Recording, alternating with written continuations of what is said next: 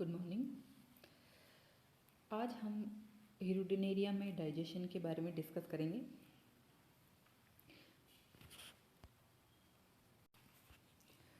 Invertebrate में nutrition के बारे में हम पढ़ रहे थे, तो उसमें इस सीरीज़ में आज हम हीरोडिनेरिया में डाइजेशन के बारे में पढ़ेंगे।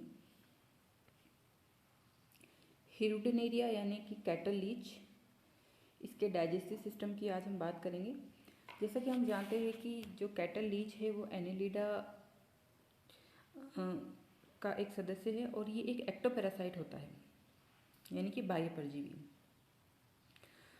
और ये जो मैमल्स होते हैं या मवेशी होते हैं, इस तरह के जो कशेरुकी एनिमल्स होते हैं, उन पर ये उनकी बॉडी पे चिपक के उनके ब्लड को ये सक करते हैं और इस तरह से ये उन पे एक्टोपैरासाइट के रूप में रहते हैं। तो इसके डाइजेस्टिव सिस्टम की हम बात करते हैं, तो इसकी जो डाइजेस्टिव सिस्टम है वो एक स्ट्रेट ट्यूब के जैसी एक इसकी एलिमेंट्री कैनाल होती है और इसके साथ साथ इसमें कुछ सलाइवरी ग्लैंड्स भी इसके साथ लगी हुई रहती है। इसके एलिमेंट्री कैनाल जो होती है ये लीच के इसके आगे वाले सिरे पर एक छोटा सा एंटीरियर सकर पाया जाता है, जिसे हम सिफेलिक सकर भी, इस एंटीरियर सकर को सिफेलिक सकर भी कहते हैं। ये एंटीरियर सकर प्रोस्टोमियम और बॉडी के 3 सेगमेंट से मिलकर बना होता है और जो एंटीरियर सकर है वो अपने अंदर एक कैनाल के रूप में पाया जाता है, जिसमें कि इसे प्री ओरल चैम्बर कहते हैं। इस चैम्बर के इस चैम्बर का जो सेंटर होता है, जो मध्य होता है, उसमें मुख पाया जाता है। और ये जो इसकी एलिमेंट्री कैनाल होती है उसको हम 3 भागों में डिवाइड कर सकते हैं। फोरगट, जिसे कि स्टोमोडियम कहते हैं, मिडगट और एक होता है हाइंडगट या फिर प्रोक्टोडियम। जो फोरगट है ये प्रीओरल चैम्बर, बकल कैविटी, फेरिंग्स से मिलकर बना होता है और इसके अंदर क्यूटिकल की लाइनिंग पाई जाती है। और जो मिडगट है वो ईसोफेगस, क्रॉप, स्टोमक और इंटेस्टाइन से मिलके बनता है और इन सब में एंडोडर्मल लाइनिंग पाई जाती है। इसी तरह से जो हाइंडगट है वो रेक्टम इसके अंदर पाया जाता है और ये क्यूटिकल से लाइंड, यानी कि इसके अंदर क्यूटिकल का स्तर पाया जाता है।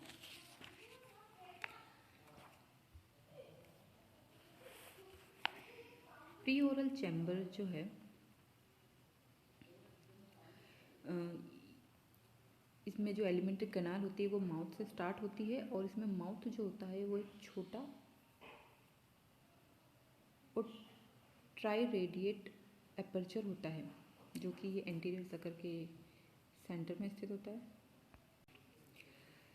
मुख की एक जो रे होती है वो मिड डॉर्सल और जो 2 होती है वो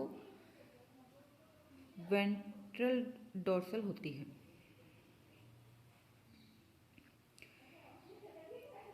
और इसमें एक वेलम पाया जाता है। वेलम जो होता है वो मुख के चारों ओर 3 लिप्स के रूप में उपस्थित होता है। प्रत्येक जो लिप है 2 मुख्य अरों के बीच में व्यवस्थित होता है और जो वेलम होता है वो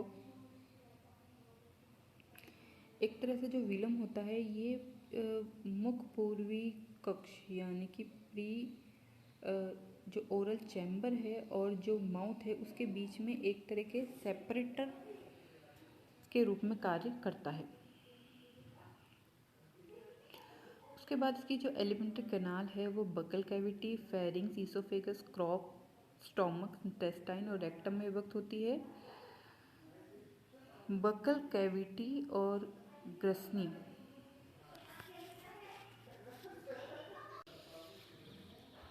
बकल कैविटी में जो ट्राई रेडिएट माउथ है ये बकल कैविटी में ओपन होता है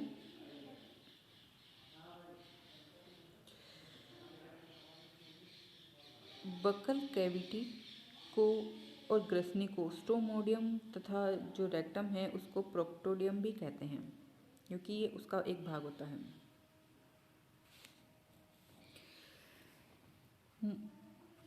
बकल कैविटी को रेखित करने वाली जो श्लेष्मा झिल्ली होती है, यानी कि एक तरह की जो म्यूकस मेम्ब्रेन होती है, वो सेमी सर्कुलर, उसके अंदर सेमी सर्कुलर जॉज धसे हुए रहते हैं।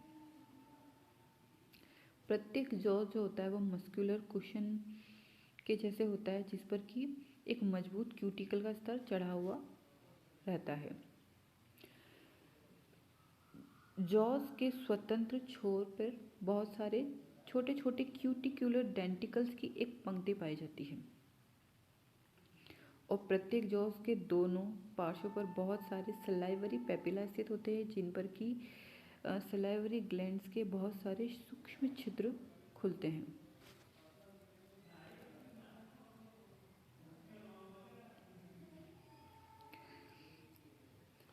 इन जॉज को इनसे संलग्न जो मसल्स होती है उनके द्वारा चलाया जाता है, और ये जो तीनों जॉज होते हैं ये एक साथ गति करने पर वाई के आकार का एक चिन्ह परपोषी की त्वचा पर बन जाता है, जिससे कि वो एक उस पर एक घाव बन जाता है।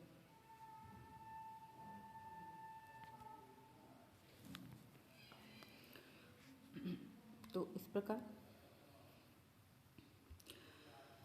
On the other side of the jaw salivary papilla with many opening of salivary glands are present, यानी कि इसमें जो सलाइवरी ग्लैंड्स होती है उसके बहुत सारी ओपनिंग यहाँ पर इसमें पाई जाती है, और टीथ इसके अंदर पाए जाते हैं। जो 3 प्रकार के अलग अलग जॉज है उसमें बहुत सारे टीथ छोटे छोटे इसके अंदर पाए जाते हैं। इसके बाद है फेरिक्स। बकल कैविटी पीछे की ओर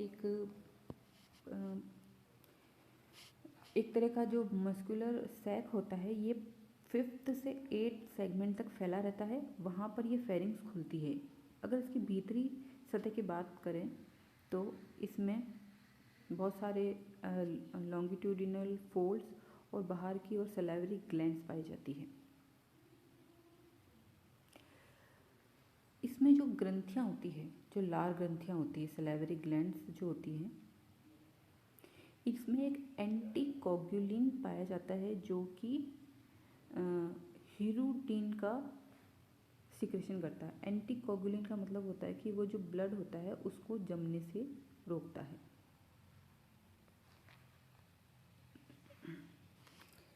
फिर है ईसोफेगस यानी कि ग्रसिका। ये पीछे की ओर एक छोटी और सक्रिय नलिका होती है, और इसमें बहुत सारे फोल्ड्स पाए जाते हैं। क्रॉप जो होता है ये आहार नल का सबसे बड़ा भाग रहता है, और ये 9 to 8 सेगमेंट तक फैला हुआ रहता है, और क्रॉप की भित्ति जो होती है पतली होती है, इसलिए ये बहुत अधिक फैलने की इसके अंदर क्षमता होती है, क्योंकि इसके अंदर क्या होता है कि बहुत अधिक मात्रा में जो ब्लड होता है उसको स्टोर किया जाता है। उसके बाद है स्टोमक और इंटेस्टाइन। स्टोमक जो है वो क्रॉप का अंतिम कोष्ठ होता है, और अमाशय में ये 19वें खंड में स्थित होता है, और इसके अगर अपन आंतरिक स्तर की बात करें तो ये म्यूकस होता है, श्लेष्मिक होता है, जिसमें कि बहुत सारे विलाई पाए जाते हैं, जिससे कि इसके एब्जॉर्प्शन की जो सरफेस होती है वो कई गुना बढ़ जाती है। और इंटेस्टाइन जो है ये आगे जाकर ये 20 से 22वें जो सेगमेंट होते हैं वहाँ तक फैली हुई रहती है, और आगे जाकर ये रेक्टम में समाप्त होती है। यहाँ से हैंड जो आंत्र का सबसे पीछे वाला भाग है, यानी कि हैंड कट जो होता है वो स्टार्ट हो जाता है। इसे प्रोक्टोडियम भी कहते हैं। रेक्टम आंत्र का पीछे वाला फूला हुआ भाग होता है, और 26वें खंड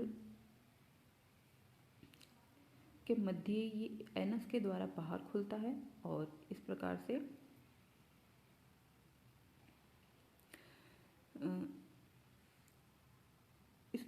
से इसकी जो भित्ति होती है वो इसके अंदर सीलिएटेड क्यूटिकली स्तर इसका पाया जाता है, लेकिन इसके अंदर वलन नहीं पाए जाते हैं।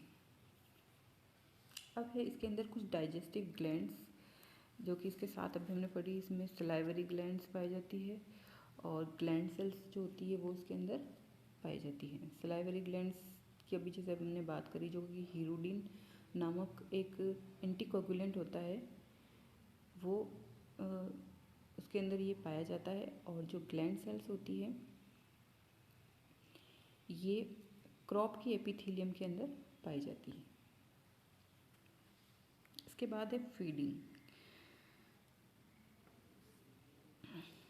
ये एक रक्ताहारी यानी कि रक्त का पान करने वाला जंतु होता है, इसलिए और ये एक तरह का एक्टोपैरासाइट होता है। तो इसमें क्या होता है कि जब ये अपने एंटीरियर सकर से जब अपने होस्ट से चिपकता है तो इसके तीनों आरी के समान जो जबड़े होते हैं वो बाहर निकल के उसकी त्वचा में धंस जाते हैं और एक वाई रूपी एक तरह का निशान बना देते हैं।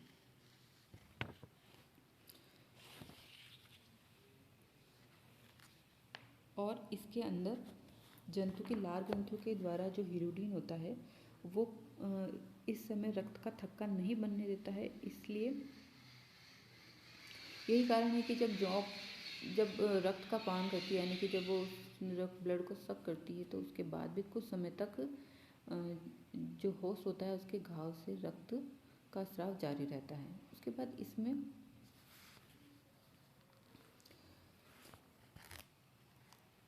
जो क्रॉप में जो रक्त स्टोर होता है उसका ब्लड का इसमें रुधिर का अपघटन होता है, जिससे क्या होता है कि जो ब्लड जो आरबीसी है उनका विखंडन होता है और इससे हीमोग्लोबिन पदार्थ जो होता है वो प्लाज्मा में निलंबित हो जाता है, और जिसके कारण इसका जो स्टोर्ड ब्लड होता है वो लाल रंग का हो जाता है। अब यदि हम इसके डाइजेशन की बात करें तो जो डाइजेशन है, ये डाइजेशन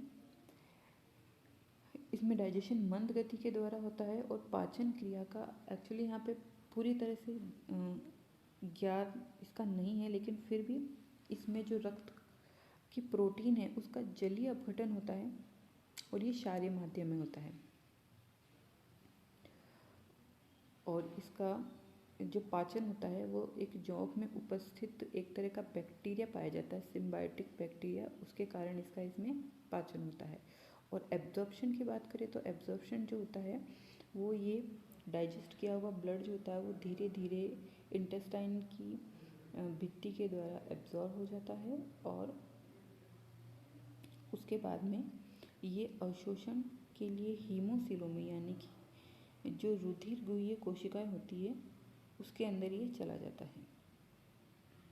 कई बार संपूर्ण पाचन और अवशोषण में 1 वर्ष से भी अधिक का समय लग जाता है और बहुत कम मात्रा में जो पदार्थ अपचित होता है उसको एनएस के द्वारा बाहर निकाल दिया जाता है। तो इस प्रकार से लीच यानी कि हीरोडिनेरिया जो कि एक एक्टोपैरासाइट है उसमें इसके डाइजेशन सिस्टम पाया जाता है। Thank you.